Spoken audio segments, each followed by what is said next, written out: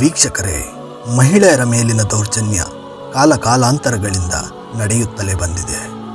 ಕಳ್ಳ ಕೃತ್ಯಗಳು ನಾನಾ ರೂಪಗಳಲ್ಲಿ ಕಾಣಿಸಿಕೊಂಡಂತೆ ಅವು ಕೆಲವು ಬಾರಿ ಹೊಸ ತಂತ್ರಜ್ಞಾನಗಳ ನೆರವಿನಿಂದ ಇನ್ನೂ ವಿಭಿನ್ನ ರೂಪಗಳನ್ನು ಪಡೆದುಕೊಳ್ಳುತ್ತವೆ. ಅಂತಹ ಹೊಸ ರೂಪಗಳು ಮಾನಸಿಕವಾಗಿ ಭಾರೀ ಹೊಡೆತ ನೀಡುವ ದೌರ್ಜನ್ಯವಾಗಿದೆ. ಅದೇ ಅಬ್ಸ್ಕರ್ಟಿಂಗ್. ಇದು ಕೇವಲ ಗೌಪ್ಯತೆಯ ಮೇಲೆ ದಾಳಿ ಮಾಡುವುದಲ್ಲ, ಒಬ್ಬ ಮಹಿಳೆಯ ಅಸ್ತಿತ್ವವನ್ನು ಅವಮಾನಿಸುವ ಕ್ರಿಯೆಯಾಗಿದೆ. ಇಂತಹ ಕೃತ್ಯಗಳನ್ನು ತಡೆಯಲು ಜಾಗೃತಿ, ಕಾನೂನು ಕ್ರಮ ಮತ್ತು ಸಾಮಾಜಿಕ ಜವಾಬ್ದಾರಿ ಅತ್ಯಗತ್ಯ. Welcome to the future Kannada.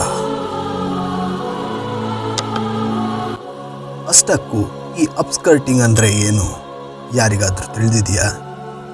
ಇದು ಮಹಿಳೆಯರ ಅನುಮತಿ ಇಲ್ಲದೆ ಅವರ ಉಡುಪಿನ ಹಾಗೂ ದೈಹಿಕ ಹಾವಭಾವಗಳ ಫೋಟೋ ಅಥವಾ ವಿಡಿಯೋವನ್ನು ತೆಗೆಯುವುದು.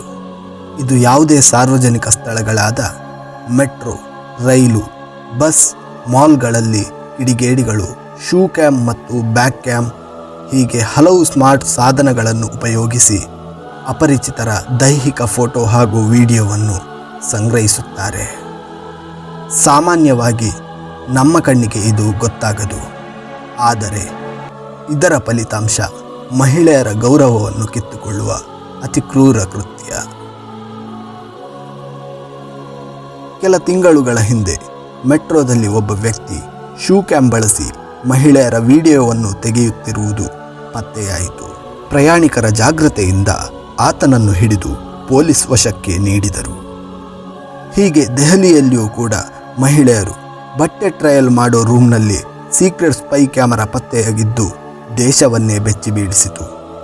ಮುಂಬೈ, ಪುಣೆ, ಹೈದರಾಬಾದ್ ಅನೇಕ ನಗರಗಳಲ್ಲಿ ಇದೇ ರೀತಿಯ ಪ್ರಕರಣಗಳು ವರದಿಯಾಗಿದೆ. ಬಹಳಷ್ಟು ಘಟನೆಗಳು ಸುದ್ದಿಯಾಗದೆ ಹೋದರು. ಇಂತಹ ಕೃತ್ಯಗಳಿಗೀಡಾದ ಮಹಿಳೆಯರು ಮಾನಸಿಕ ಸಂಕಟ ಅನುಭವಿಸುತ್ತಿದ್ದಾರೆ. ಇಂತಹ ವಿಡಿಯೋಗಳನ್ನು ಡಾರ್ಕ್ ವೆಬ್ ಹಾಗೂ ಪಾರ್ನ್ ಸೈಟ್ಗಳಲ್ಲಿ ಮಾರಾಟ ಮಾಡಲಾಗುತ್ತದೆ.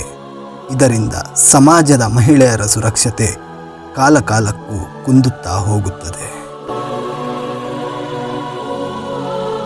IPC ಸೆಕ್ಷನ್ 354C ಅನುಮತಿ ಇಲ್ಲದೆ ಮಹಿಳೆಯರ ಫೋಟೋ ಹಾಗೂ ವಿಡಿಯೋ ಮಾಡಿದರೆ 1 ರಿಂದ 3 ವರ್ಷ ಜೈಲು, ಅದರೊಂದಿಗೆ ದಂಡವನ್ನು ವಿಧಿಸಲಾಗುತ್ತದೆ.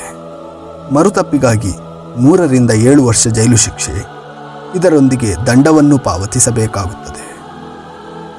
IT ಆ್ಯಕ್ಟ್ ಪ್ರಕಾರ ವಿಡಿಯೋ ಹಾಗೂ ಫೋಟೋ ಆನ್ಲೈನ್ನಲ್ಲಿ ಅಪ್ಲೋಡ್ ಮಾಡಿದರೆ ಅಥವಾ ಹಂಚಿದರೆ ಇನ್ನೂ ಗಂಭೀರ ಕೇಸಾಗಿ ಪರಿಣಮಿಸುತ್ತದೆ. ಕಾನೂನು ಕಠಿಣವಾಗಿದೆ, ಆದರೆ ಅರಿವು ಕಡಿಮೆಯಾಗಿದೆ.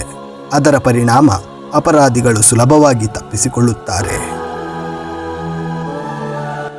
ಪಬ್ಲಿಕ್ ಪ್ಲೇಸ್ನಲ್ಲಿ ಯಾರಾದರೂ ಅನುಮಾನಾಸ್ಪದ ವರ್ತನೆ ಮಾಡುತ್ತಿದ್ದರೆ ಅಥವಾ ಫೋನ್ ಅಸಹಜ ಆ್ಯಂಗಲ್ನಲ್ಲಿ ಹಿಡಿದುಕೊಂಡಿದ್ದರೆ ತಕ್ಷಣವೇ ಗಮನಿಸಿ. ಟ್ರಯಲ್ ರೂಮ್, ವಾಶ್ರೂಮ್ ಮುಂತಾದವುಗಳನ್ನು ಉಪಯೋಗಿಸುವ ಮುನ್ನ ಸರಿಯಾಗಿ ಗಮನಿಸಿ ಒಳಸಾಗಿ.